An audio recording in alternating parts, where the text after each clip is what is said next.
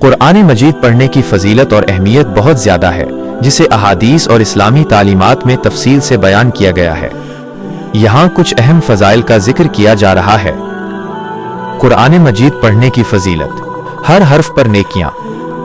रसूलुल्लाह सल्लल्लाहु अलैहि वसल्लम ने फरमाया, जिसने अल्लाह की किताब कुरान का एक हर्फ पढ़ा, उसके लिए एक नेकी है और एक नेकी का सवाब 10 गुना कर दिया जाता है। मैं ये नहीं कहता कि अलम एक हर्फ है, बल्कि अलिफ एक हर्फ है, लाम एक हर्फ है और मीम एक हर्फ है। सुनन तिर्मिज़ी। मतलब कुरान का एक एक हर्फ पढ़ने पर भी बेपनाह अजर मिलता है, जिससे नेकियों में कई गुना इजाफा होता है। क़यामत के दिन शफाअत।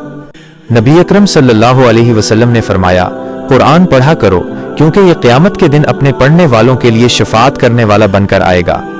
सही मुस्लिम। मतलब कुरान मजीद दुनिया में आपका साथी है और आखिरत में आपकी बख्शिश और मग़फ़िरत के लिए अल्लाह के हुजूर सिफारिश करेगा। नूर और सकीना का नुज़ूल। जब कोई शख्स इखलास के साथ कुरान की तिलावत करता है तो अल्लाह की तरफ से उस पर सकीना, सुकून और रहमत नाजिल होती है। एक हदीस में है कि एक सहाबी जब तिलावत कर रहे थे तो एक नूर रोशनी उनके ऊपर छा गया, जिसके बारे में नबी अकरम सल्लल्लाहु अलैहि वसल्लम ने फरमाया कि वो सकीना थी जो कुरान की तिलावत की वजह से नाजिल हुई। मतलब कुरान पढ़ने से इंसान के दिल और रूह को इत्मीनान, सुकून और रूहानी रोशनी हासिल होती है। बेहतरीन शख्स। रसूलुल्लाह सल्लल्लाहु अलैहि वसल्लम का इरशाद है, तुम में सबसे बेहतर वो शख्स है जिसने कुरान सीखा और सिखाया। सही बुखारी। मतलब कुरान की तालीम हासिल करना और फिर दूसरों तक पहुंचाना, खा वो पढ़ना सिखाना हो या उसके मानी और अहकाम बताना, अल्लाह के नज़दीक बहुत बड़ी फजीलत का काम है। तिलावत करने वाले की मिसाल।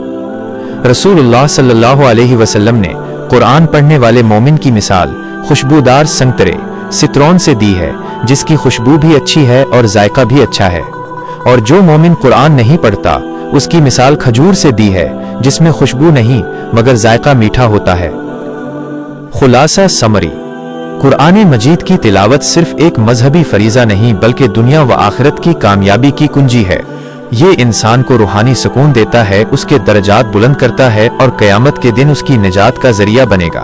क्या आप किसी खास सूरत या किसी खास वक्त जैसे रमज़ान में कुरान पढ़ने की फजीलत के बारे में जानना चाहते हैं?